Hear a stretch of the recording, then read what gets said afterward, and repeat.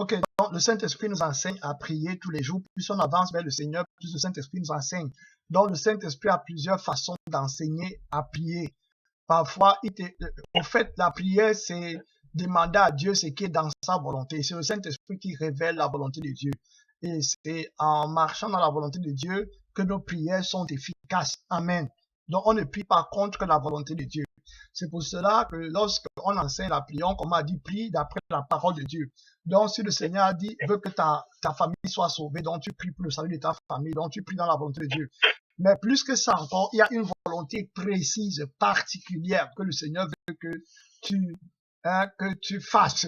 Voilà, une volonté particulière. Comme quand j'expliquais la fois dernière que quand Jésus se levait le matin, il avait une route particulière qu'il devait prendre. Donc, il avait les gens qu'il devait rencontrer, qui étaient dans l'agenda de Dieu.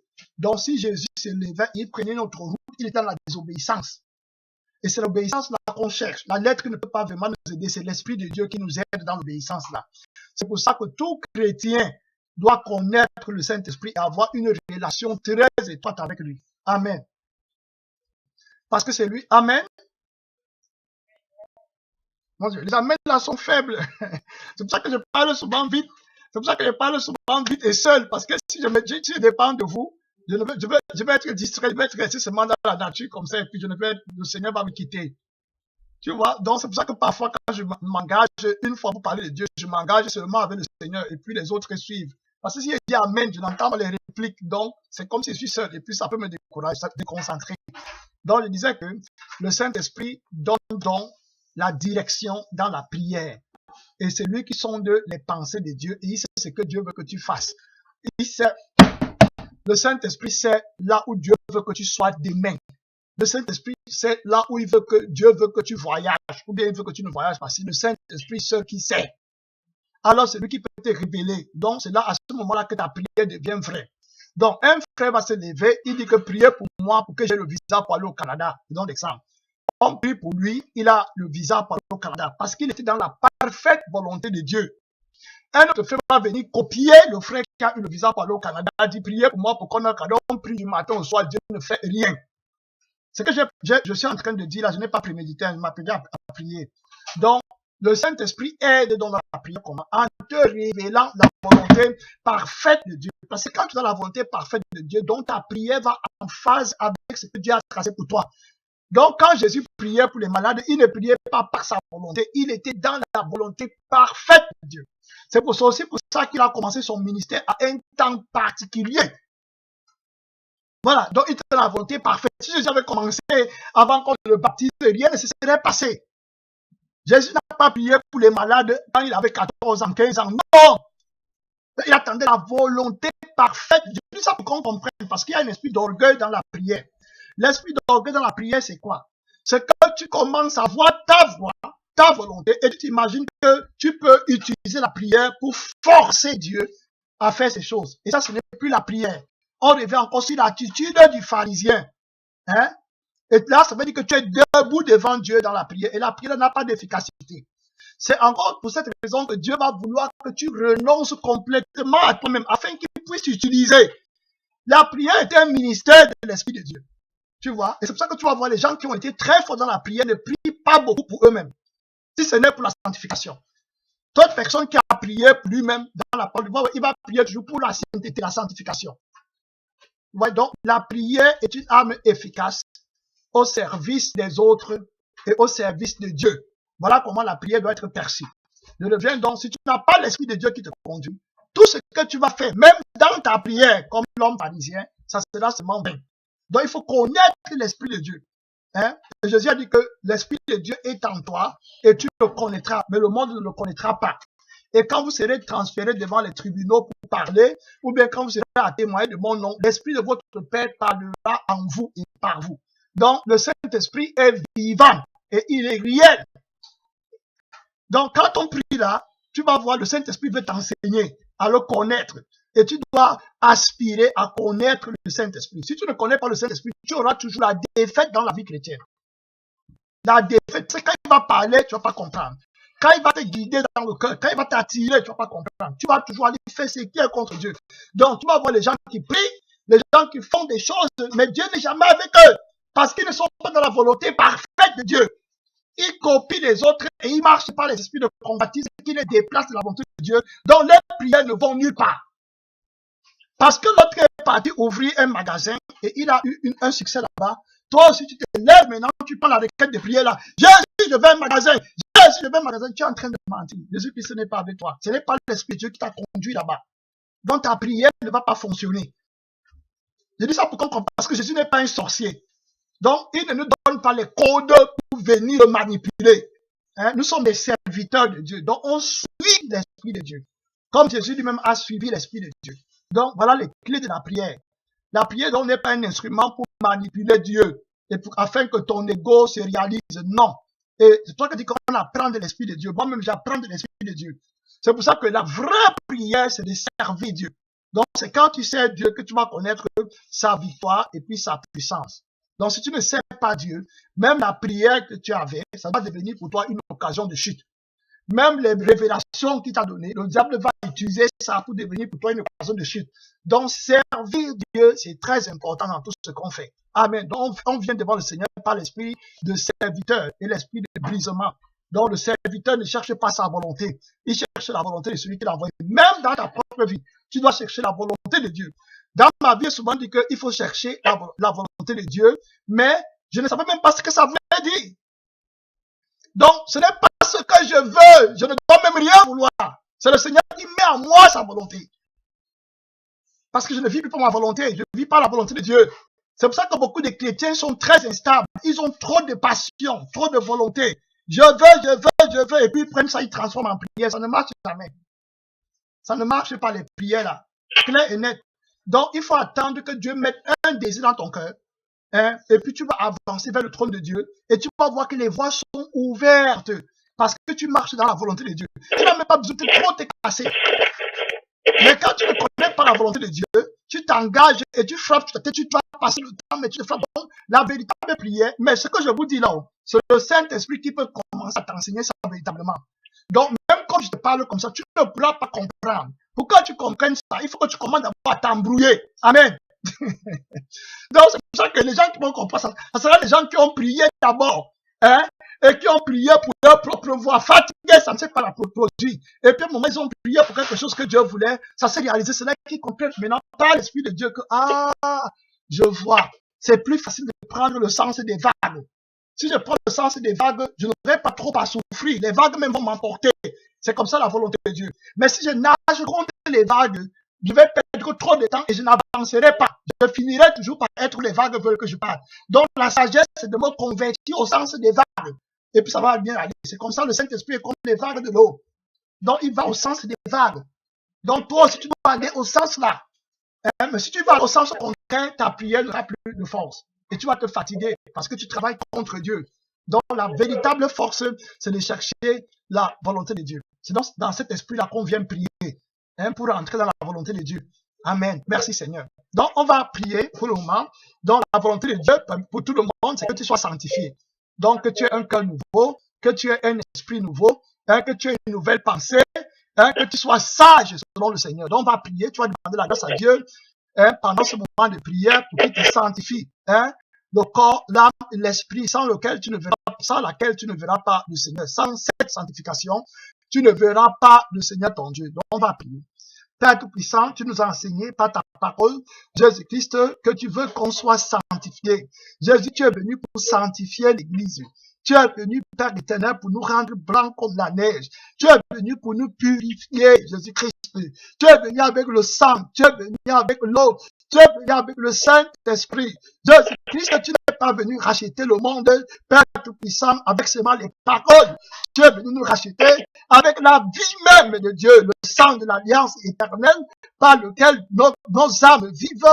Seigneur Tout-Puissant, tu es venu avec l'eau pour nous purifier, pour nous laver de toute souillure. Tu es venu avec le Saint-Esprit qui nous sanctifie. Mon Père Tout-Puissant, ta volonté, c'est que nous soyons sanctifiés, irrépréhensibles, Seigneur. Jésus-Christ, la volonté de Dieu, c'est la sainteté de l'Église. Notre Père, notre roi, nous venons devant le trône de Dieu avec des supplications, te demander de nous sanctifier.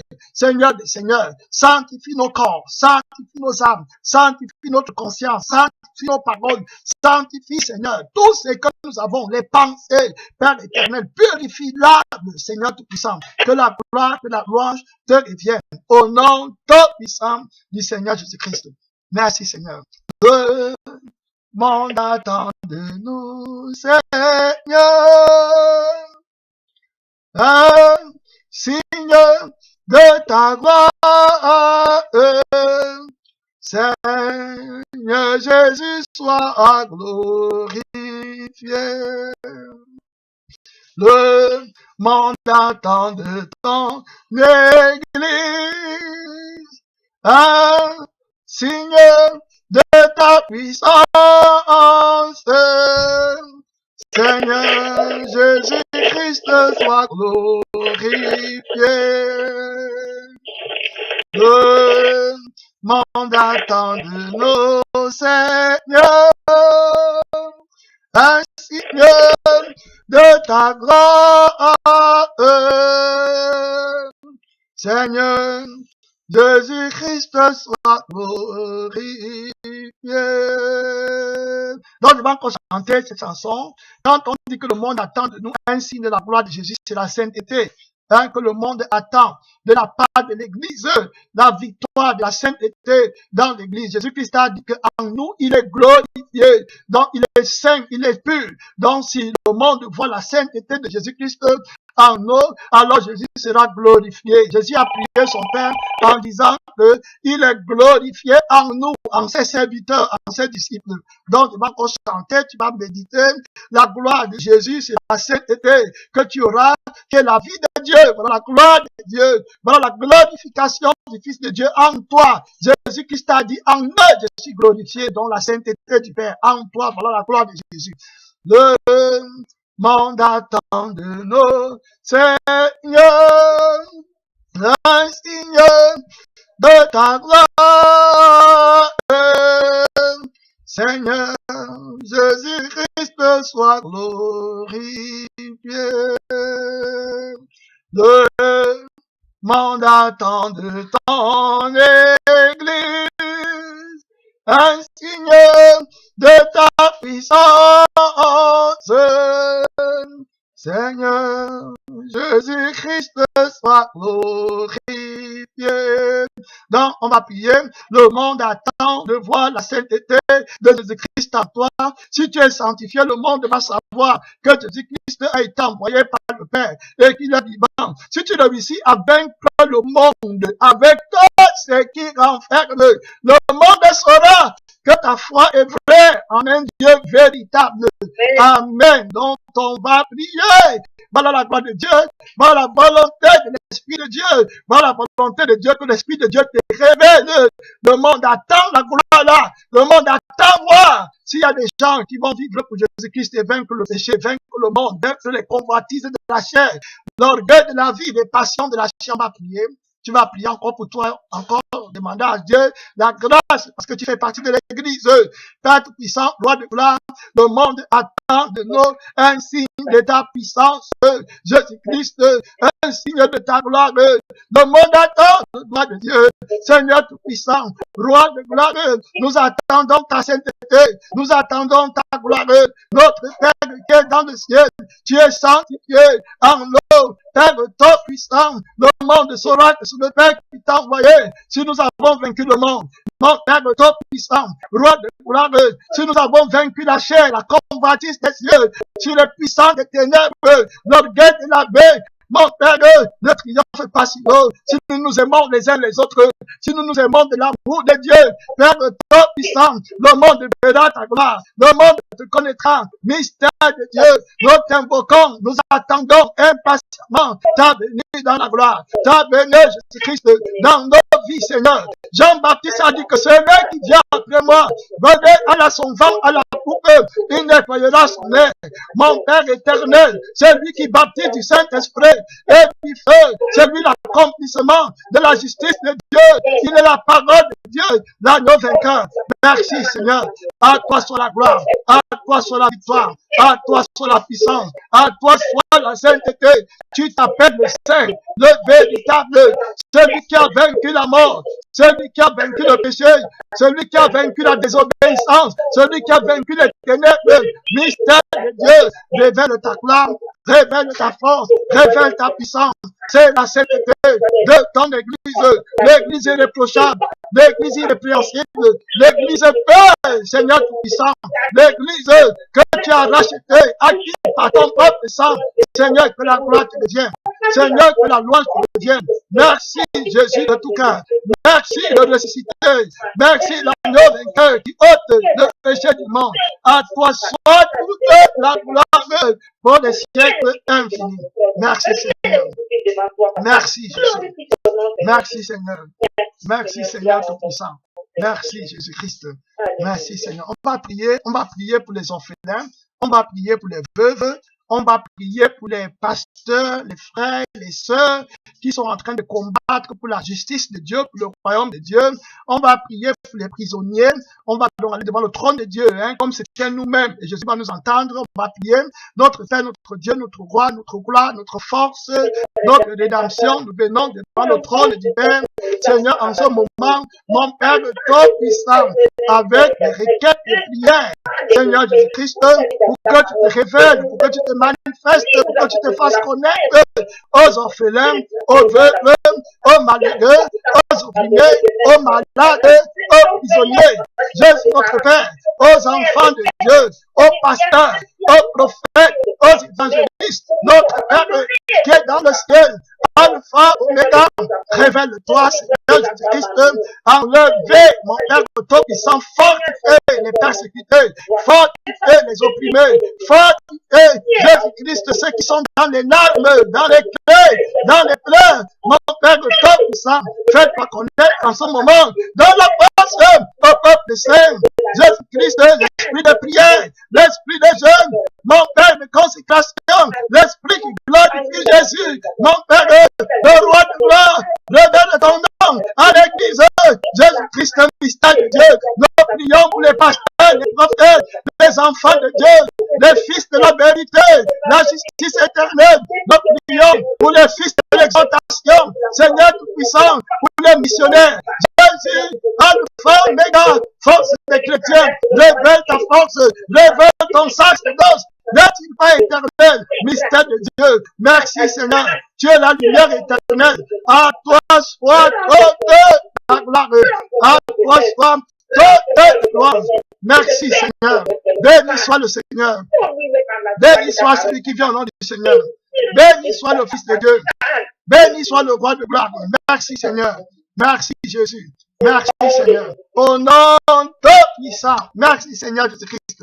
Au nom tout puissant du Seigneur Jésus-Christ, le roi vainqueur. Amen. Amen. Amen. Donc, une dernière chanson, un dernier chant, et puis on va entrer dans la parole de Dieu. Merci Seigneur. En toi, je me confie. Vers toi, je me rapproche. Enseigne-moi ta parole.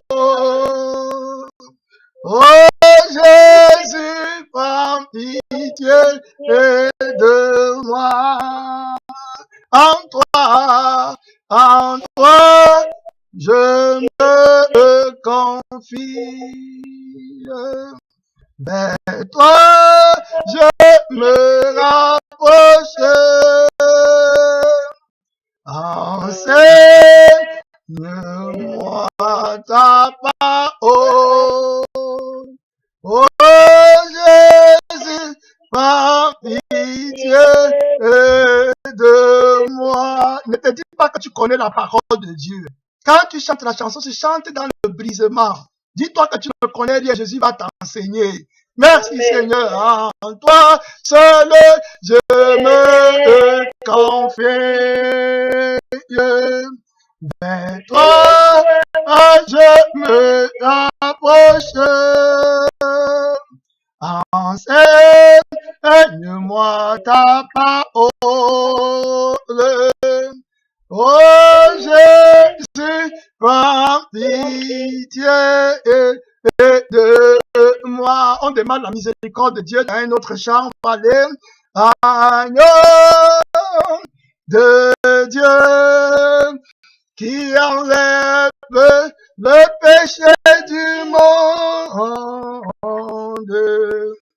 Flamme pitié de moi, agneau de Dieu qui enlève le péché du monde. Flamme pitié de moi, Jésus-Christ, agneau de Dieu. Oh, qui enlève le péché du monde. Prends pitié de moi, agneau de Dieu, qui enlève le péché du monde. Prends pitié de moi.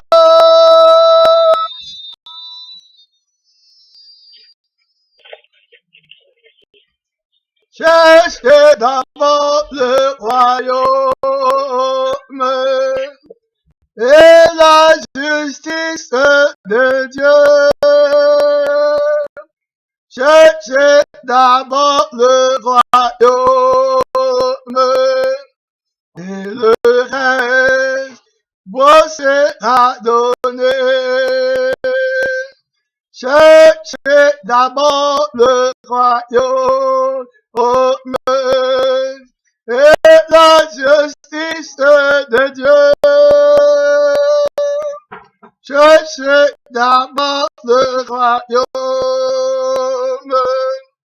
et le reste vous sera donné. Cherchez d'abord le royaume et la justice de Dieu. Cherchez d'abord le royaume et le reste vous sera donné. Cherchez d'abord le royaume et la justice de Dieu. Cherchez d'abord le royaume et le reste vous sera donné. Amen, amen, merci Seigneur, amen. Cherchez d'abord le royaume et le reste vous sera donné. Cherchez d'abord le royaume des cieux et la justice de Dieu. L'homme ne vivra pas de pain seulement, mais de toute parole qui sort de la bouche de Dieu. L'homme ne vivra pas de pain seulement. Oh, alléluia, alléluia, amen. Amen. Merci Seigneur. Donc, cherchez d'abord le royaume de Dieu. D'abord le royaume de Dieu. Cherchez d'abord le royaume de Dieu et la justice de Dieu. Le reste vous sera donné en plus le nécessaire. Amen. Merci Seigneur. Amen. Donc, Jésus n'a jamais dit de chercher les choses du monde. Jamais dans son enseignement, dans sa parole, il n'a jamais dit chercher. Au contraire, Jésus-Christ a dit que ceux qui les recherchent, ce sont les païens du monde qui les recherchent. Amen. Votre Père sait de quoi vous en avez besoin. Amen. Et les personnes qui cherchent la richesse là même, ils ne trouvent pas. Autrement dit, tout ce qu'ils doivent faire, c'est de vendre leur âme à Satan pour aller avoir la richesse en compensation. Donc, ils donnent leur âme à Satan en échange de l'argent, du temps et des choses que le diable leur donne. Ils donnent leur temps, ils donnent leur cœur, ils donnent leur âme, ils donnent leur énergie, ils donnent la force que Dieu a mise en eux pour servir les autres et pour parler de Dieu aux autres. Ils utilisent toute la force là pour avoir ce qu'ils veulent en échange de l'argent. Donc, ils vendent leur âme. C'est le prix du sang. Amen. Les véritables enfants de Dieu utilisent leur force, leur temps, leur conscience, leur dynamisme pour l'œuvre de Dieu. Amen. Parce que nous sommes en Jésus-Christ. Nous continuons l'œuvre de Jésus-Christ sur la terre. Quand Jésus vivait sur la terre, il a utilisé son temps, sa pensée, son corps, son âme, son esprit, tout son être pour servir son Père. Et nous sommes en train de continuer son œuvre sur la terre et continuer à porter les fruits pour la gloire éternelle. Donc voilà, notre Dieu est donc catégorique. Il nous a pas envoyé de chercher les choses du monde. Ce sont les païens du monde qui les cherchent. Amen. Le Dieu de ce monde, c'est celui qui le cherche. Nous, on ne cherche pas ça. On cherche le royaume de Dieu et la justice. Après, il dit, le reste vous sera donné. Il n'a pas dit, après ça, chercher. Non, il a dit, chercher d'abord le royaume de Dieu. Le reste vous sera donné. Donc, il n'a pas dit le reste, vous allez le chercher. Non, il a dit que ça va être donné. Il faut qu'on comprenne bien. Parce qu'en fonction de l'esprit de déception qui est dans le cœur, on croit qu'on va aller chercher. Et Jésus n'a pas envoyé les gens pour chercher les choses. Jésus a dit de chercher le royaume de Dieu. Parce que c'est lui qui vit dans ton corps. Si Jésus-Christ vit dans ton corps, il faut bien qu'il prenne soin de ce corps-là. Donc le corps appartient à Jésus. Et la vie que tu as appartient à Jésus. Donc Jésus va prendre soin de cette vie-là. Parce que c'est lui qui garde la vie là sur la terre. Donc c'est Jésus-Christ qui me nourrit. Amen. Merci Seigneur. C'est Jésus-Christ qui me nourrit. Amen. Claire. C'est Jésus-Christ qui paie mes factures. C'est Jésus-Christ qui s'occupe de moi. Clair et net. Ce n'est pas moi qui m'occupe de moi-même. C'est Jésus-Christ. Il dit à chaque jour suffit sa peine. Donc je ne vis plus comme je vivais au monde avant. Dans le monde avant, quand j'étais dans le monde, il fallait que je me débrouille pour moi-même parce que je m'appartenais. Je faisais les choses pour moi et pas ma force. Mais maintenant, j'appartiens à quelqu'un d'autre. C'est lui qui me protège, c'est lui qui me nourrit et c'est lui qui me conduira jusqu'à la gloire éternelle. Donc, je ne suis plus à moi-même. Donc, je cherche le royaume de Dieu et la gloire de mon Maître. Amen. Merci Seigneur. On revient au livre de Luc 14, Luc 18. Donc, on revient au livre de Luc 18, le verset 9 à 14. Amen. Donc, cherchez d'abord le royaume de Dieu.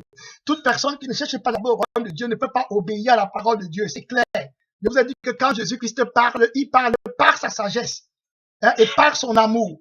Donc, celui qui va chercher d'abord le royaume de Dieu aura trouvé non seulement le royaume de Dieu, mais toute autre chose. Amen. Merci Seigneur. Mais celui qui ne cherche pas le royaume de Dieu et qui cherche sa volonté, celui-là court à la perdition éternelle. Non seulement il perd l'éternité, il perd la grâce de Dieu, il perd l'intimité avec Jésus, parce que c'est au détriment de l'intimité qu'il a avec Jésus qu'il ira chercher les choses du monde. Il va laisser son Seigneur ici. Amen. Donc il ne marche pas par l'amour de Dieu. Celui-là est perdu et il est dans l'erreur. On va aller dans le livre de Luc 18, le verset 9 à 14. On a dit ça, on va relire encore parce qu'aujourd'hui on va passer à une autre étape dans cet enseignement. Donc, on a lu dans le livre de Luc 18, le verset 9 à 14, dont la Bible dit, il dit encore cette parabole. En vue de certaines personnes, se persuadant qu'elles étaient justes et ne faisant aucun cas des autres. J'ai déjà expliqué pourquoi ces personnes se persuadaient être justes et ne faisant aucun cas des autres. Donc, j'avais expliqué que c'était l'ignorance de la connaissance de la gloire de Dieu dans leur vie qui faisait qu'ils se croyaient meilleurs que les autres. Donc, ils avaient une justice qu'ils se sont acquises eux-mêmes par leur propre force au travers de l'obéissance de la loi. Donc, ils ne savaient pas, ils croyaient donc que les autres aussi peuvent en faire pareil comme eux. Donc, ils se persuadaient, ils croyaient que c'était un concours, un concours, comment dirais-je, un concours de force, dans le service de Dieu. Mais c'est pas comme ça avec le Seigneur. Avec le Seigneur, on reçoit les choses de lui par sa faveur et par sa grâce. Et on est toujours humble devant lui parce que à lui, il revient toute la gloire. Donc, d'abord, s'il expliquait que la raison pour laquelle les gens se prenaient meilleurs que les autres, c'est qu'eux-mêmes, ils n'avaient jamais reçu la grâce de Dieu. Ils avaient tourné la grâce de Dieu en dissolution.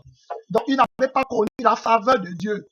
Donc, Dieu ne les laissait pas manifester à eux. Donc, ils agissaient par l'égocentrisme. Ils étaient dans leur ego. Donc, tout ce qu'ils faisaient pour Dieu, c'était en fonction de leur ego.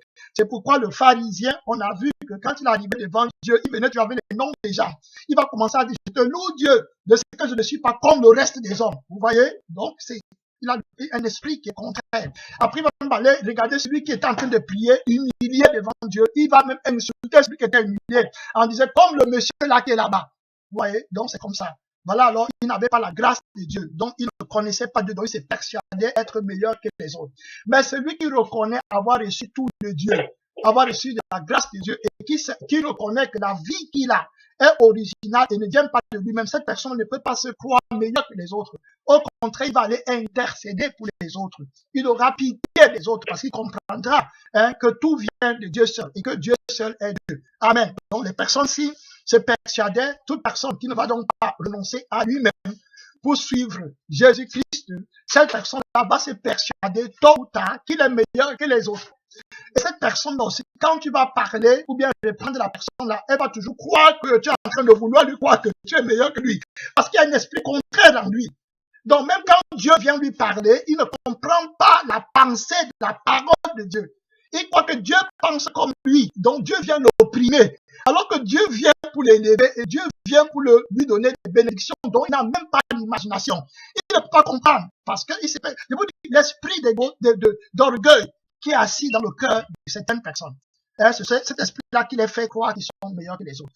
Et ça s'appelle du pharisaïsme pur. On va au verset 10. 2 hommes montaient au temple pour prier. L'un était pharisien et l'autre publicain.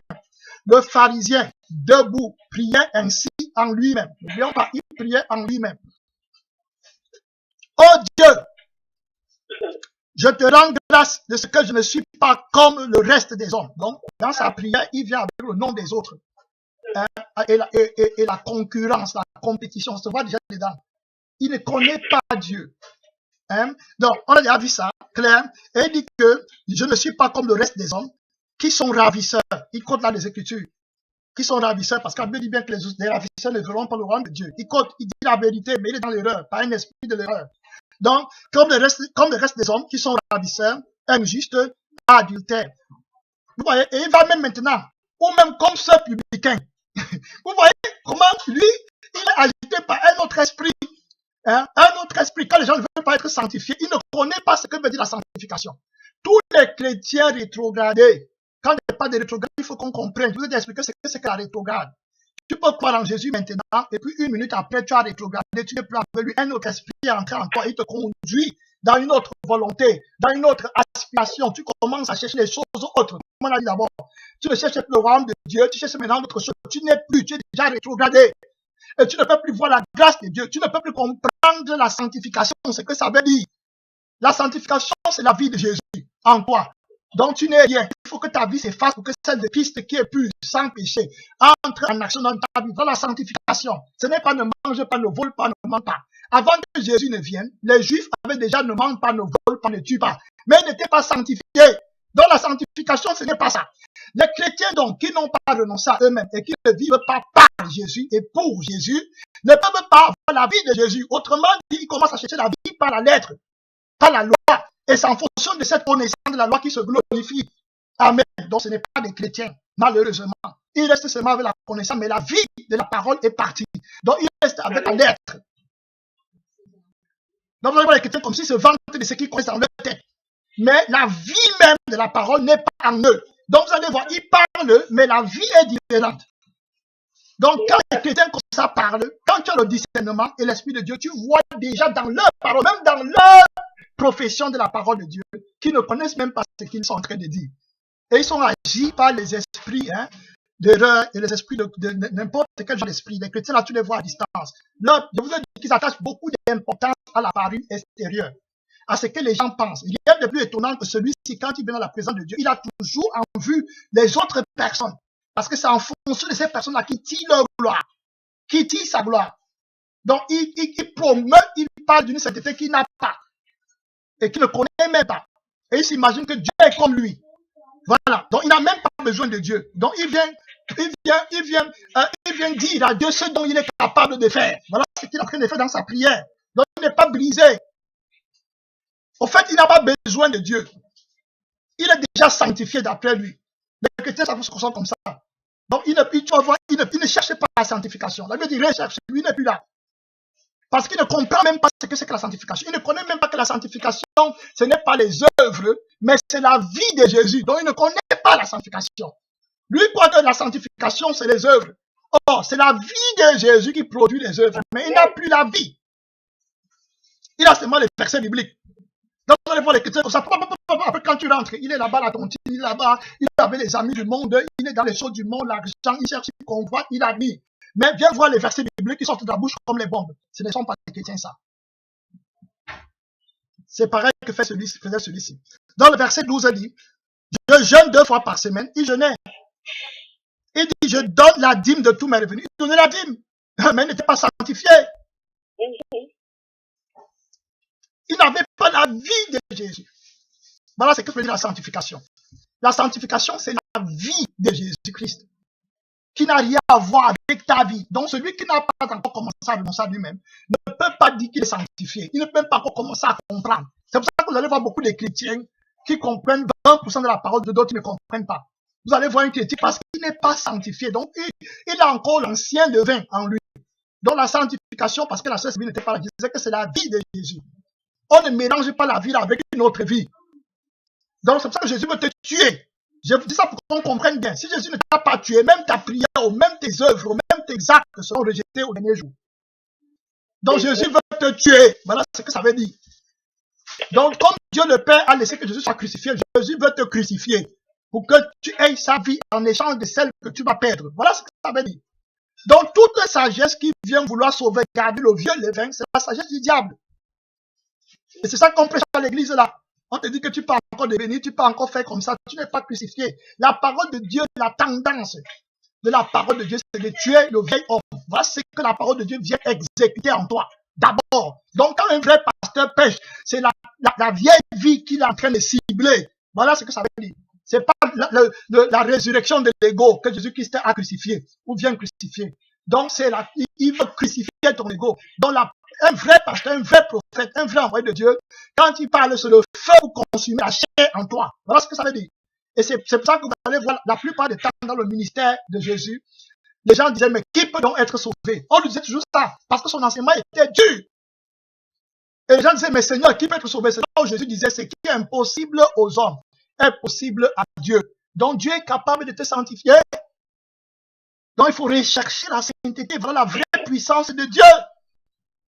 Ok, donc on continue. Le verset 13 disait, le publicain, se tenant à distance, n'osait même pas lever les yeux au ciel. Mais il se frappait la poitrine en disant, oh Dieu, sois apaisant envers moi, qui suis un pécheur. Clair. Lui était brisé, il cherchait la grâce de Dieu, il voulait voir la miséricorde de Dieu, il comprenait qu'en Christ, il regardait Dieu, il voyait la face de Dieu. À chaque fois que tu vas voir la face de Dieu, tu vas aspirer à la sainteté de Christ. Hein? Tu vas vouloir avancer vers la sainteté de Christ. Tu vas voir que tu as besoin de lui. Au fait, ici, là, ce que Dieu veut qu'on comprenne, c'est la soif de l'amour de Dieu. Mais le publicain, il n'a plus la soif de l'amour de Dieu, donc il va se tenir debout. Il n'aura pas envie d'être brisé. Tu vas voir, la prière n'a plus d'importance pour toi. Tu ne connais même pas l'importance de prier. Tu t'as dit que tu ne vois même pas dans ton cœur, parce que quand on parle de la sagesse ici, c'est pas ce qui est dans la tête. La plupart des chrétiens qui ne sont pas sanctifiés aiment enregistrer les choses dans la tête. Et je vous dis pourquoi ils aiment enregistrer dans la tête. C'est parce qu'en enregistrant dans la tête, ils vont se glorifier avec ça. Ils peuvent utiliser à leur guise et se glorifier avec. C'est pour ça qu'ils se soucient beaucoup que la parole de Dieu entre dans leur tête. Et ils croient que Dieu parle de la compréhension de la parole en fonction de ce qui entre dans le cerveau. Non! Dieu n'est pas le Dieu du cerveau là. Il n'est pas dedans. Lui veut mettre la vérité dans ton cœur. Parce que c'est quand c'est dans ton cœur que ça te transforme.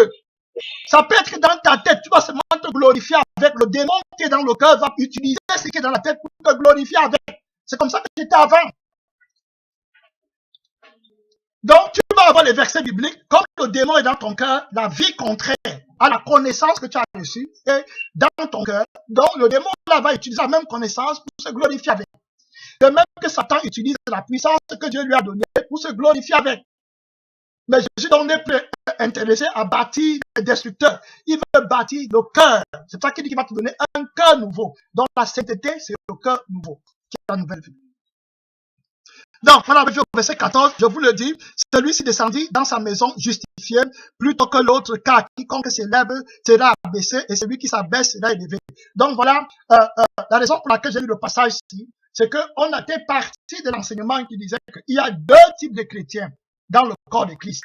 Hein? Donc, il y a deux types de chrétiens, deux types de croyants dans l'église de Jésus. Donc, il y en a qui font partie de l'assemblée des premiers-nés qui sont inscrits dans le royaume de Dieu. Donc, ceux-là, ce sont ceux qui ont connu ce que je vous ai expliqué, la nouvelle naissance. Donc, ils sont morts dans leur ancienne vie et ils sont nés dans la nouvelle vie. J'avais expliqué ça. L'ancienne vie, c'est quoi? L'ancienne vie, c'est leur manière de penser, leur manière ancienne de penser. Ils pensaient dans le monde qu'il faut qu'ils soient des gens, qu'ils soient grands, ils fassent tout pour devenir dans le monde, pour réussir dans le monde, pour amasser l'argent dans les trésors, pour être les premiers, pour être les plus vus, pour avoir les plus belles choses. Voilà ce qu'ils pensaient dans le monde, leur ancienne vie. Voilà, en fonction de cet égocentrisme qui était en eux, ils péchaient donc contre Dieu, parce que c'était le père de l'orgueil. Donc, ils doivent mentir, voler, faire toutes choses pour être quelque chose. Voilà leur ancienne vie. Donc, c'était des pécheurs. Mais Jésus les enlève de l'ancienne vie, pour les amener dans la nouveauté de vie, qui est la vie de Dieu. Une vie humble, privée de tout égocentrisme, de tout égoïsme, de tout orgueil, de toute aspiration à vouloir devenir. C'est ça qu'on appelle l'humilité, le brisement. C'est la source de la grâce de Dieu, qui fait que la grâce de Dieu vient dans la vie en abondance. La grâce de Dieu, c'est la vie de Jésus. Et comme Jésus lui-même était, il a paru comme un simple homme. C'est comme ça alors que Dieu veut qu'on soit. Voilà ce que veut dire le salut. Amen. Jésus n'était pas agité. Jésus n'était pas manipulé à gauche, à droite. Jésus était reposé, calme. Merci, Seigneur. Il ne s'ennuyait pas. Donc, il avait la vie de son Père. Voilà ce que Jésus veut que nous soyons. Amen. Donc, c'est là qu'on est parti. Amen. Et il y a maintenant un autre groupe de chrétiens qui n'est pas né de nouveau, qui est toujours dans l'ancien levain, mais qui a le nom de Jésus à la bouche. Donc, ils sont toujours dans la chair, dans leur ancienne nature, dans leur ancien sang, dans leur ancienne réflexion, dans leur ancienne façon de faire. Ceux-là, ce sont les gens qui sont venus en Christ dans la chair. Donc, ils sont deux types. On va donc aller voir comment l'apôtre Paul, en parlant aux Galates, a mis en relief les deux types de chrétiens. Il les a expliqués. Et ça partait depuis le temps d'Abraham. Donc, il y a les chrétiens qui sont les enfants de la promesse. Amen. Ce sont ceux qui ont accepté Jésus-Christ et qui ont reçu de Dieu la promesse de Dieu par le Saint-Esprit et ils vivent par Jésus. Donc, ils sont le fruit de l'œuvre de Dieu. Amen. Ils ne se sont pas construits par eux-mêmes. C'est Dieu qui les a fabriqués pour servir de louange à la gloire et à la grâce de Dieu. Donc, ces chrétiens-là sont l'œuvre de Dieu. Donc, ils sont, et c'est pour ça que l'apôtre Paul va dire que le vrai juif, c'est celui qui, dont la louange est de Dieu, pas de ses œuvres, comme le pharisien qu'on a vu. La louange du pharisien était de lui-même. La louange du pharisien n'était pas de Dieu. Voilà. Alors, le publicain reçoit la grâce de Dieu et maintenant il va louer le Créateur qui a une pitié de lui. Donc, les fils de la promesse naissent de la miséricorde et de l'impuissance de l'homme à servir Dieu. On va voir ça dans la vie d'Abraham. Amen. Merci Seigneur. Donc, on va aller au livre de Genèse. On va aller au livre de Genèse. Amen. Amen. Non, avant d'aller dans Genèse, on avait déjà vu ça, parce que je vais juste récapituler avant d'aller dans Genèse, parce que je n'aurai pas le temps de dire, il me manque très peu de temps. Dans le livre de Genèse, quand Dieu fait la promesse à Abraham, il lui fait la promesse d'Isaac. Bon, Abraham a 100 ans, il ne peut plus accoucher. Sa femme a déjà 90 ans, il ne peut plus avoir d'enfant. Or, maintenant, Dieu parle à Abraham, il lui dit que tu auras un enfant, et tu lui donneras, voilà, un enfant, c'est avec lui que je signerai mon alliance. Et c'est en lui que, c'est ta postérité, c'est avec lui que je signe l'alliance. Donc, ça sera l'œuvre de l'Éternel, ton Dieu, qui te donnera l'enfant là. Ce n'est pas ta force à toi. Amen. Donc, on voit la grâce, la provision de la grâce de Dieu. On voit le brisement, on voit l'anéantissement de l'orgueil de l'homme. Abraham ne pouvait pas se glorifier devant Dieu parce qu'il n'a pas eu Isaac par sa force. Amen. La nature, l'âge d'Abraham même, parlait contre le miracle que Dieu devait faire. Voilà la gloire de Dieu, voilà la puissance de Dieu, voilà les vrais enfants de Dieu. Ils vont louer Dieu pour le miracle qu'ils ont obtenu. Donc, quand Abraham reçoit donc, Isaac, il comprend que ça, c'est la démonstration de l'Esprit de Dieu avec puissance. Amen. Il comprend qu'il n'a rien à voir dedans. Parce que quand l'ange dit à Abraham que l'année prochaine, quand Abraham avait 99 ans, l'Éternel dit à Abraham, l'année prochaine, je vais venir à toi et Sarah, ta femme, aura un enfant. Sarah répond en disant que non, comment je vais, mon Seigneur, elle a ri, elle s'est moquée de ce que Dieu disait. Elle a dit, mais Abraham n'aura plus de désir, moi-même je n'ai plus de désir. Ça veut dire qu'ils ne peuvent plus rien faire, leur force est terminée. C'est là où Dieu lui dit que pourquoi tu ris? Est-ce qu'il y a quelque chose qui soit étonnant de la part de l'Éternel? Donc Abraham a reçu l'enfant de la promesse par la puissance de Dieu. Voilà ce qu'on comprend. Ce n'était pas par l'effort d'Abraham. Mais avant que, Amen, Amen. Avant que Dieu ne vienne, parce qu'il avait fait la promesse à Abraham que Abraham aurait un enfant. Mais avant que Dieu ne vienne, comme la promesse tardait, Sarah a dit à Abraham que va prendre ma servante Agar et puis couche avec elle et tu auras un enfant. Et comme ça, au moins, je pourrais le porter entre mes mains. C'est comme ça qu'Abraham écoute la voix de Sarah, sa femme, et il part sortir avec sa servante Agar. Et quand il couche avec Agar, il a un enfant qui naît, mais qui n'est pas l'enfant de la promesse. Amen. Il est important qu'on comprenne. Et comme cet enfant n'est pas l'enfant de la promesse, de toute façon, Abraham l'appelle Ismaël. Et puis, il grandit à la maison avec Sarah et puis avec sa mère. Mais la promesse de Dieu n'était pas encore accomplie. Ce n'était pas l'enfant de la promesse. Donc, Abraham avait eu deux enfants. Il y avait un qui n'était pas de la promesse, qui était né de la chair. Et puis, il y a maintenant un qui est né de la promesse, c'est-à-dire de la vraie femme d'Abraham et de la puissance de Dieu. Il faut qu'on comprenne. Ces choses-là sont très importantes. Parce que la vraie église va être créée par la puissance de Dieu. Pas par l'œuvre de la chair. Pas parce que l'homme est capable de faire. Mais ça sera par la grâce de Dieu. Exactement comme Isaac est entré en scène de la part d'Abraham. Amen. Donc voilà les deux enfants qui naissent. Maintenant, quand Sarah va avoir l'enfant, je dis ça parce que je n'ai pas le temps de lire, sinon je vais pas très dans le message. Quand Sarah aura son enfant maintenant, 8 ans ou 7 ans après, l'enfant de la servante, qui était donc l'enfant de l'esclave, parce que c'était la servante de Sarah, donc c'était l'enfant de l'esclave. Et c'est pour ça que la Bible dit plus tard que nous, on n'est pas l'enfant de l'esclavage. On va voir ça aujourd'hui. On est des enfants libres. Voilà. Donc, l'enfant de la femme esclave, voilà comment la Bible l'appelle, qui s'appelait Ismaël. Quand il a vu l'enfant de Sarah, qui était l'enfant libre, il s'est mis à se moquer de l'enfant de Sarah, qui s'appelait Isaac. Alors, Sarah s'est fâchée. Et puis, elle a dit à Abraham, il faut que tu chasses Ismaël, tu chasses l'enfant-ci avec sa femme, avec sa mère, qu'il quitte. Parce que l'enfant ne va pas hériter avec mon enfant. Et Abraham était très fâché de ce que Sarah a dit. Parce que c'était aussi son enfant. Et puis Dieu a dit à Abraham, ne te fâche pas. Il faut faire comme Sarah a dit. Parce que l'enfant, s'il ne va pas hériter avec l'enfant libre. Donc le fils de l'enfant esclave, de la femme esclave, ne va pas hériter avec le fils de la femme libre. Voilà donc les deux types-là qui reviennent encore aujourd'hui à l'église. Donc Abraham même avait deux enfants, un enfant qui était né de la femme esclave et un qui était né de la femme libre. Amen. Donc voilà, et les deux enfants-là sont l'image du pharisien et du publicain. C'est ça. Qui sont en Christ. J'espère qu'on est en train de comprendre. C'est pas parce que tu as l'église que tu es enfant de Dieu, ou bien parce que tu as le nom de Jésus. Il faut qu'on comprenne. Il y a ceux qui sont libres par l'Esprit de Dieu et qui appartiennent à la Jérusalem céleste. Et il y a qui est notre mère, donc celle que Jésus connaît, l'église des premiers-nés, des sanctifiés, des purifiés, des lavés. Il y a maintenant notre église qui est seulement sur la terre, qui appelle le nom de Jésus-Christ, mais Jésus ne connaît pas. Ça, ce sont les gens qui sont sous l'esclavage. Et qui sont de la femme de l'esclave, donc selon la chair. Amen. Merci. Donc ce n'est pas l'église de la promesse.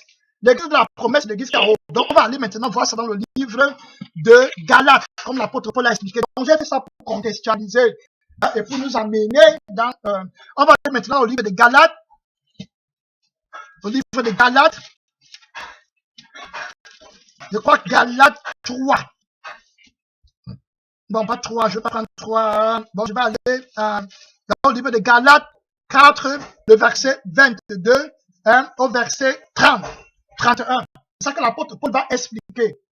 Donc, il y a deux types de croyants dans le corps de Christ. Et tous contre la Bible. tous, les deux types là contre la Bible. Autrement dit, les deux là sont les enfants, se revendiquent d'être les enfants d'Abraham. Mais il y a un qui compte la Bible par la chair, il y a un qui compte la Bible par l'esprit. Amen. Voilà comment on les reconnaît. Donc quand tous viennent avec la Bible, ils disent, oh, nous sommes les enfants de Dieu. La Bible dit que ce sont ceux qui ont la foi, qui sont fils d'Abraham. Amen. Donc aujourd'hui, la Bible emploie Abraham, même Jésus est comme l'illustration d'Abraham, le père de la foi. Donc aujourd'hui, on ne dit plus que ce sont ceux qui sont nés d'Abraham selon la promesse, qui sont les enfants de Dieu, mais on dit que ce sont ceux qui ont la foi, qui sont les enfants de Dieu. Amen. Comme Abraham était le père des croyants. C'est par la foi qu'il a reçu la promesse de Dieu et qu'il a reçu Isaac. Amen.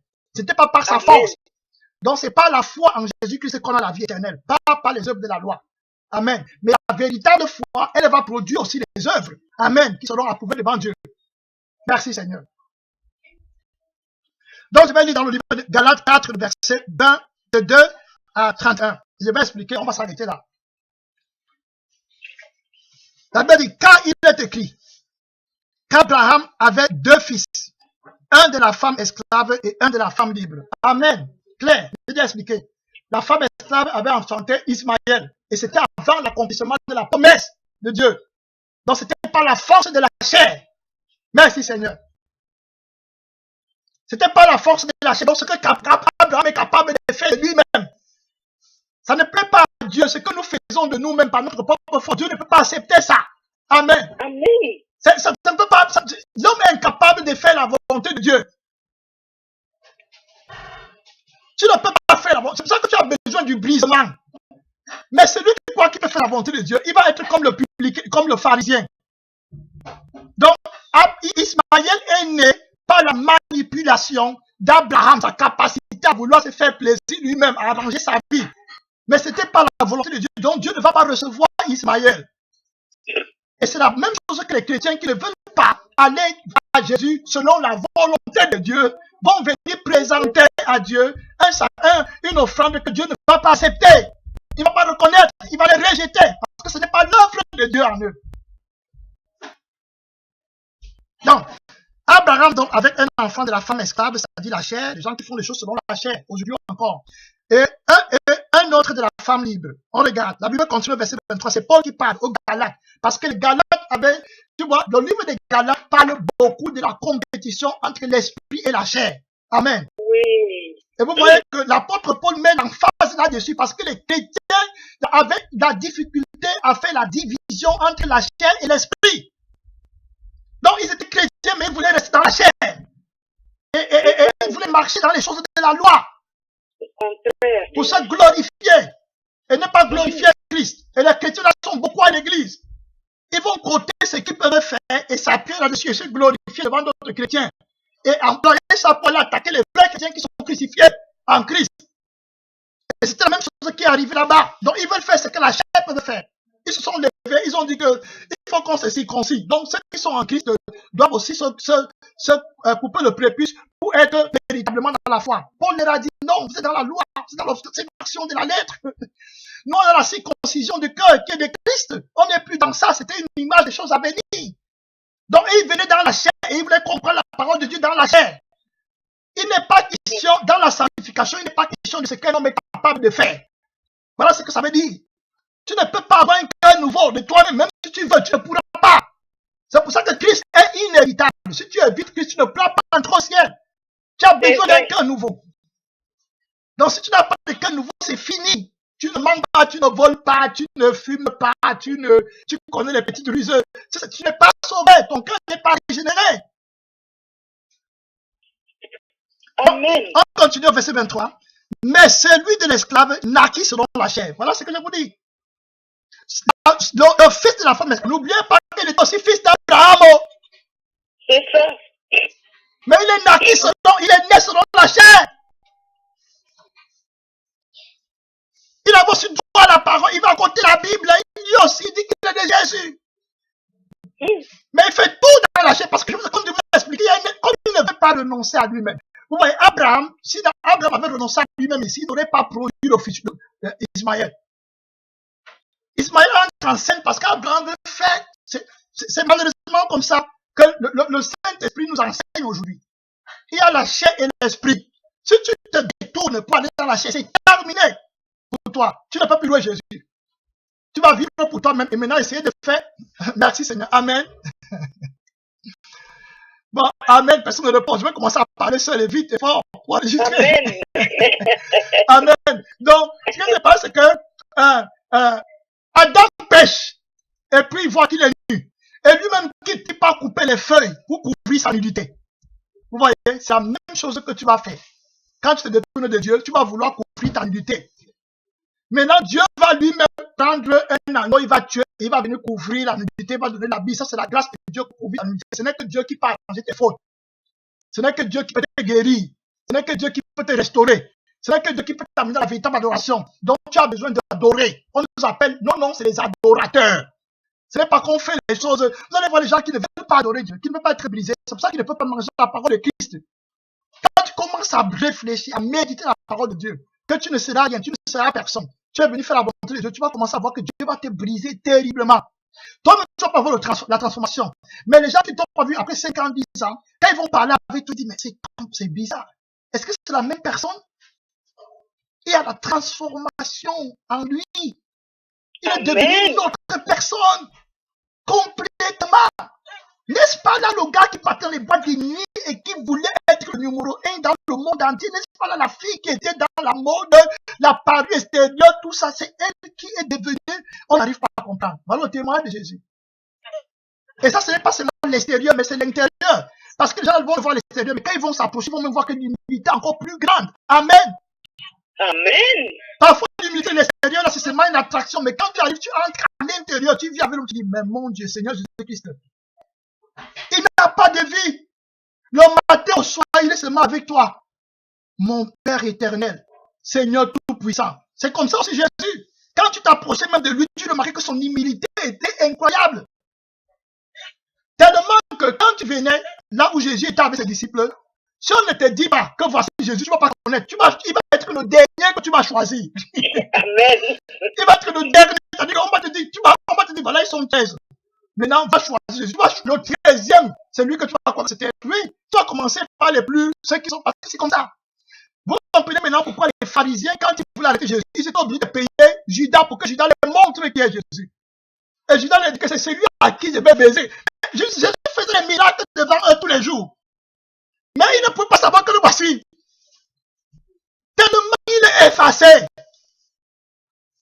Tellement il est humble. Il est brisé. Humble. Donc voilà la grâce de Dieu. Donc lui, il n'était pas né de la chair. Il est né de l'Esprit de Dieu. Donc on continue ici. Mais celui de l'esclave naquit selon la chair. Et celui de la femme libre, celui de la femme libre naquit en vertu de la promesse.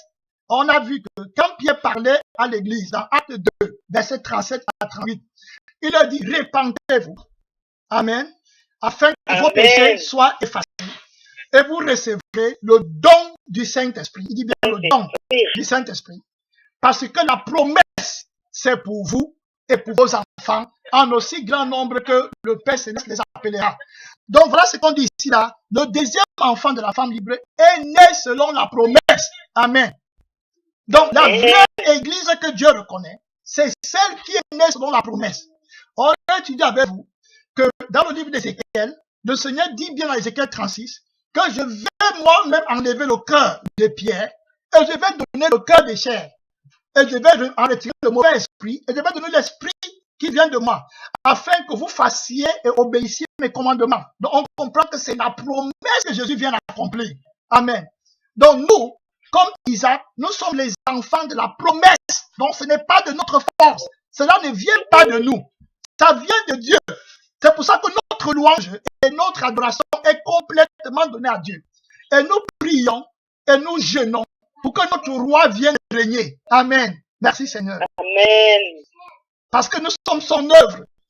Donc, vous comprenez, donc on n'a pas d'autre choix que de glorifier Jésus et de chercher à ce qu'il soit glorifié. Amen. Amen. Vous comprenez donc l'esprit qui était sur le pharisien et sur le publicain, ils étaient donc différents. Donc, l'esprit des vrais adorateurs attend seulement la gloire de leur maître et recherche la gloire de leur maître. Vous voyez donc que deux types de chrétiens contre la parole de Dieu, contre la Bible, Mais l'autre côté avait l'esprit d'orgueil. Donc, il va dans la Bible pour chercher ce qui va faire qu'il devienne quelqu'un.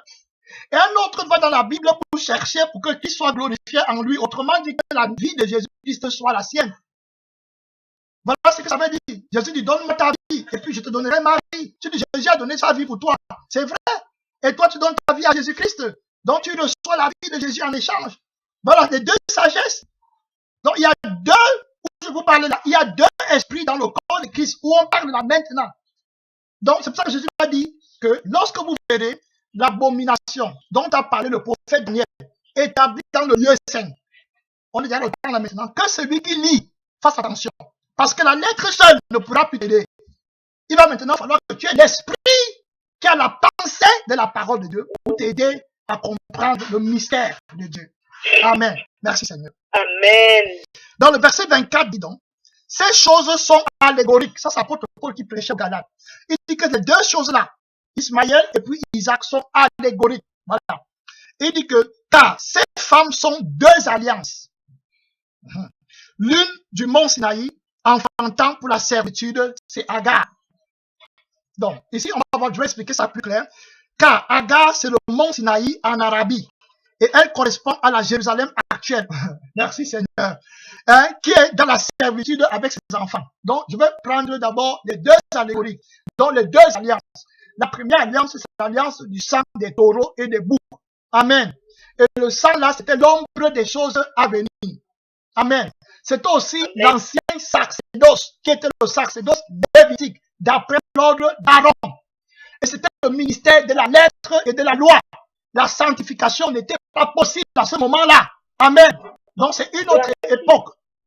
C'est un autre temps. C'est Christ qui va venir donner la sanctification, la sainteté, le ministère de la vie par le Saint-Esprit, la dispensation de la grâce de Dieu, par l'amour de Dieu. On est en train de parler de l'ancienne alliance. Maintenant, cet Ismaël-là, plus tard, est devenu les Arabes que vous voyez là aussi. C'est pour ça qu'il parle du mont Sinaï. Ismaël est devenu les Arabes là que vous voyez aujourd'hui aussi. C'est pour ça que l'apôtre Paul parle du mont Sinaï en Arabie. Les musulmans en Arabie. Donc voilà une autre première illustration. Maintenant, merci Seigneur. Ça c'était un temps. Maintenant, quand Christ arrive, les enfants d'Israël, qui étaient les serviteurs de Moïse, ne reçoivent pas Jésus. Ils le rejettent. Donc, ils restent maintenant dans l'ancienne alliance, qui est le sang des boucs et des brebis. Et c'est ça qui correspond à la Jérusalem qu'on est en train de voir là, qui est physique sur la terre. Ceux qui ne veulent pas croire en Jésus. Alors que Jésus, lui, il a enlevé son église de la terre et il a transféré la Jérusalem, que lui-même il connaît, la Jérusalem, maintenant sur le plan céleste. Donc, amen. Donc les vrais chrétiens, on ne dit plus qu'on est juif à cause du sang physique d'Abraham. On est juif maintenant à cause du sang de Jésus-Christ qui est la nouvelle alliance et la deuxième alliance. Donc on est maintenant dans l'église dont la sainteté a été manifestée dans la dimension physique. Et comme elle a été manifestée dans la dimension physique, la même sainteté est remontée dans les lieux très élevés, c'est Christ. Donc Christ maintenant prend tous ceux qui sont en lui et il s'assoit dans les lieux élevés. Voilà la nouvelle Jérusalem. Amen. Alors que la première Jérusalem est dans la chair. Donc tous ceux-là qui ne veulent pas marcher par l'Esprit de Dieu font partie de l'autre alliance qui est du mont Sinaï. Donc tous vont rester. Jésus va les mettre dans le côté d'Ismaël. Parce qu'ils ne sont pas de la promesse. Donc ils n'ont pas, Dieu ne les connaît pas. Ils sont nés selon la chair. Ils ont vécu dans la chair dans l'église. C'est pour ça que l'apôtre Paul va toujours dire aux Galates, si vous marchez selon la chair, vous allez mourir. Donc il dit les œuvres de la chair. La loi est contre ça là. Donc on continue dans les deux alliances. Maintenant ici là, mais la Jérusalem d'en haut est libre. Vous voyez? Bon, donc la femme libre, c'est la Jérusalem d'en haut maintenant. Amen. Amen. La femme libre, c'est l'église donc des premiers-nés. Amen. Dont les noms sont écrits dans le livre de vie. C'est l'assemblée des justes, par des esprits de justes parvenus à la perfection. Voilà donc l'église qui est la femme libre, qui est l'épouse de Christ. Amen. Parce que Christ est notre Père. Merci Seigneur. Et en même temps, il est le Père de l'église, le chef de l'église, et l'époux de l'église. Donc l'église, c'est une femme. Et nous sommes les enfants de cette femme.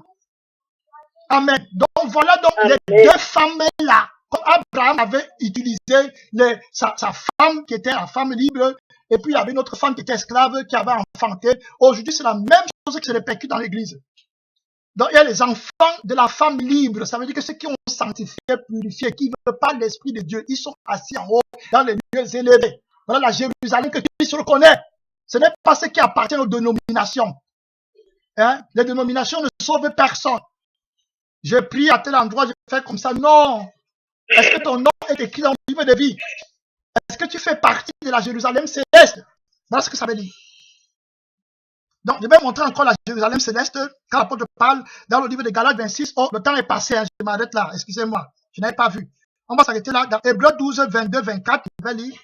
On parle de la Jérusalem céleste. Donc, ici, le type, la catégorie, le groupe des chrétiens là, qui sont avec Dieu, qui sont reconnus par Dieu et qui sont agis par l'Esprit de Dieu. Dans Hébreux 12, le verset 12, le verset 22 au verset 24. Je vais lire. On va s'arrêter là peut-être parce qu'on a passé le temps est passé. La Bible dit, mais vous vous êtes approchés de la montagne de Sion. On parle des sanctifiés, de la vraie église. Mais vous vous êtes approchés de la montagne de Sion, de la cité du Dieu vivant. Vous voyez? Donc, la cité du Dieu vivant. Il y a une cité qui n'est pas celle du Dieu vivant, mais qui fut celle du Dieu vivant. Ok. De la cité du Dieu vivant, voilà, on parle de la Jérusalem céleste. Vous voyez? La Jérusalem céleste. Donc, il y a une Jérusalem physique. C'est ça que l'apôtre Paul parle ici, là. Hein? Ça, ce sont ceux qui sont dans la servitude. Et c'est aussi ceux qui sont dans la chair.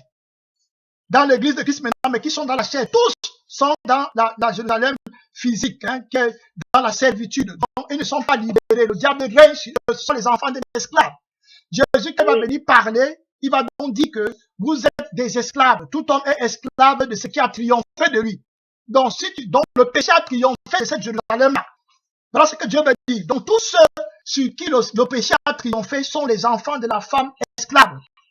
Mais ceux qui ont vaincu le péché sont les enfants de la femme libre, qui est la Jérusalem, qui est l'église de Christ, que Christ reconnaît, parce qu'ils sont habités par l'Esprit de Jésus. Donc, on a vu ça. Et tous ceux-là, sur qui le péché a triomphé, qui sont les fils de la femme esclave, sont comparés à la prostituée qu'on a vue dans le livre d'Apocalypse. Avez-vous la grande prostituée, Babylone la grande? Oui. Donc, tout ça, c'est un mystère que je suis en train de vous dire là. Mais Christ, lui, il a son église et il a son épouse, l'épouse de l'agneau, qui est notre mère. Elle est donc assise. Là, donc, on va la définir ici, là.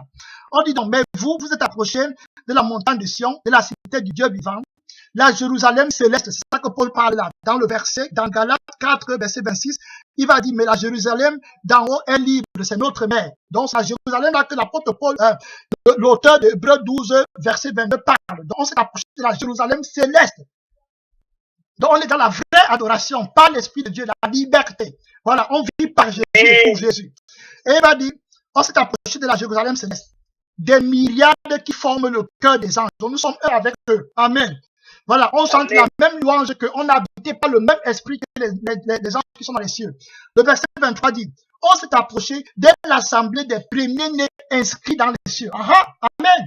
Donc, ceux qui sont véritablement nés de nouveau, leurs noms sont inscrits. Inscrits dans le ciel. Voilà les vrais enfants de Dieu. Ils ne sont pas des pharisiens. Ils ne sont pas les enfants de la femme esclave. Ils sont donc libres. Ce sont les vrais adorateurs en qui la vie de Jésus travaille et agit. Amen. Merci Seigneur. Donc, on dit que c'est l'assemblée des premiers-nés. Voilà la vraie Jérusalem. Donc, dans l'église, n'oubliez pas, je vous répète, il y a deux types. Voilà. Donc, il dit cela de l'assemblée des premiers-nés inscrits, dont l'apôtre Paul définit maintenant Jérusalem d'en haut, qui est libre. Il dit que c'est l'assemblée des premiers-nés inscrits dans les cieux. Voilà. Il dit qu'on s'est approché du juge qui est le Dieu de tous. Donc, ceux-là ont de vrais dieux pour leur Dieu. Amen. Et il dit que on s'est approché des esprits des justes parvenus à la perfection. Donc, on fait partie de l'église qui est composée des esprits des justes, donc nos esprits, des esprits des justes qui sont parvenus à la perfection. Donc, ceux qui sont morts avant nous et qui sont des esprits maintenant, sont dans la perfection en Christ, dans les lieux élevés. Inclus nous-mêmes qui sommes ici, là, nous sommes parfaits parce que nos esprits ont été transformés, ils sont parfaits en Christ. Amen. Parce que notre esprit est lié à l'esprit de Jésus. Donc, c'est l'esprit de Jésus qui fait vivre notre esprit. Donc, on ne vit pas par l'esprit, par la force de la chair. Donc, nous sommes justifiés. C'est pour ça que je vous parlais parvenir à la perfection. Jésus dit que nous sommes parfaits. Et il dit à l'homme riche, si tu veux être parfait, ça veut dire que vends tout ce que tu as. Vous voyez, on revient encore dans la source de l'erreur, qui va faire que plusieurs personnes ne soient pas enlevées avec l'église de la Jérusalem céleste. Ils vont rester parce qu'ils n'ont pas vendu tout ce qu'ils possédaient dans leur cœur. Ils ont ça dans leur cœur. On ne peut pas passer. Jésus dit à l'homme riche que si tu ne vends pas tout ce que tu possèdes, tu ne peux pas entrer au ciel. C'est le parallélisme là que j'allais faire entre la prière du pharisien et du publicain et l'enseignement que Jésus dit à l'homme riche qui vient le voir. Il dit, que ferais-je pour entrer dans le royaume de Dieu? Que ferais-je pour avoir part à l'église, à l'assemblée des esprits des justes qui sont parvenus à la perfection? Jésus va donc lui dire est-ce que tu ne connais pas les commandements, tu ne mentiras pas, tu ne voudras. Il dit que je les connais, je les pratique exactement comme le pharisien. Le pharisien, c'est ce qu'il a dit, qui ne vole pas, il ne ment pas. Jésus lui dit donc, si tu veux être parfait, vends ce que tu possèdes, donne aux pauvres, viens sur moi. Vous voyez, Jésus voulait l'enlever de la chair pour l'amener à l'esprit, il ne pouvait plus. Là, il est parti en triste. Jésus va donc dire, il ne peut pas entrer au royaume de Dieu. C'est la même chose aujourd'hui pour les personnes là qui ont la particularité, donc la particularité des pharisiens là. Des gens qui ont l'esprit du monde et qui codent la Bible et qui ne partiennent pas à la Jérusalem céleste, c'est qu'ils n'ont pas voulu mettre en pratique la parole de Jésus qui dit que tu renonces à tout ce que tu possèdes, à ta propre vie, parce qu'elle est mauvaise de toutes les façons. Et je donne la nouvelle, c'est ça qui les a tués tous. Donc ils ne peuvent pas faire partie de l'église, de la femme libre. Amen. Quand on a un peu compris, on va essayer de toucher ça. Tous les temps, Jésus va nous essayer, va nous faire de comprendre, va nous faire la grâce de comprendre. On dit les esprits des justes parvenus à la perfection. Le verset 24 dit, vous vous êtes approchés de Jésus, qui est le médiateur de la nouvelle alliance. Vous voyez comment tout est collé. Il dit Jésus est quoi? Le médiateur de la nouvelle alliance, donc l'alliance de la femme libre. Amen. Amen. Il est la nouvelle alliance. Oh, merci Seigneur, l'époux de la femme libre. Amen. Merci Seigneur. Il a payé la dot. Merci Jésus-Christ qui donne la sanctification aux enfants. Donnez pas les enfants bâtards. Oh, oui. Notre mère a été épousée par le sang de l'agneau. Amen. Qui est l'église. Merci Seigneur. Donc on est des enfants libres parce que le sang de notre Père est en nous. Et l'esprit de notre Père est en nous. Donc nous appartenons à la Jérusalem céleste. Amen. Merci Seigneur. Amen. Donc on dit que le médiateur de la nouvelle alliance de l'aspect du sang qui parle plus que sur d'Abel. On va s'arrêter ici parce que si on n'entre pas fini, on va continuer demain par la grâce de Dieu si le Seigneur nous ramène là-bas et on va encore toucher d'autres points.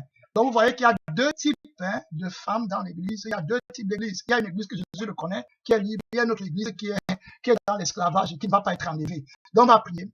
Père Tout-Puissant, tu nous as parlé maintenant par ta révélation, par ton enseignement.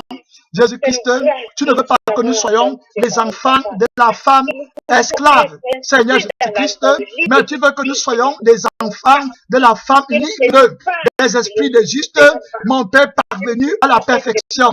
L'assemblée des premiers-nés, dont les noms sont écrits dans le livre de vie. Ceux-là qui ont été rachetés, ceux qui ont été libérés du joug de la servitude, ceux qui ont été sanctifiés, purifiés, ceux en qui le sang de Jésus coule, ceux en qui l'esprit de Jésus agit, ceux qui ont reçu l'héritage, les enfants de la promesse, mon Père éternel, qui ne sont pas devenus par leur propre force. Donc la louange n'est pas d'eux-mêmes, mais la louange est de Dieu, du souverain sacrificateur, qui a fait l'expiation des péchés par son propre sang et qui est entré dans le lieu très saint une fois et pour toutes, ayant obtenu une rédemption éternelle, ayant élevé une fois et pour toutes à la perfection, ce qui a sanctifié, que la gloire, que la louange, que l'adoration, mon Père tout-puissant, te soit donnée et l'admiration éternelle. Au nom de Jésus, celui qui a vaincu la mort, écris en nous la vie. Seigneur, tu as vaincu les ténèbres pour écrire en nous la lumière. Jésus, tu as vaincu, Seigneur tout-puissant, le péché pour écrire en nous la sainteté. Que la gloire te revienne. Au nom tout-puissant du Seigneur Jésus-Christ. Amen. Merci Jésus. Le mystère de Dieu, la révélation éternelle, le roi admirable. Merci Seigneur. Amen. Toute l'église des premiers-nés l'aime. Merci Seigneur. Tous les enfants de Jésus l'aiment. Merci Seigneur.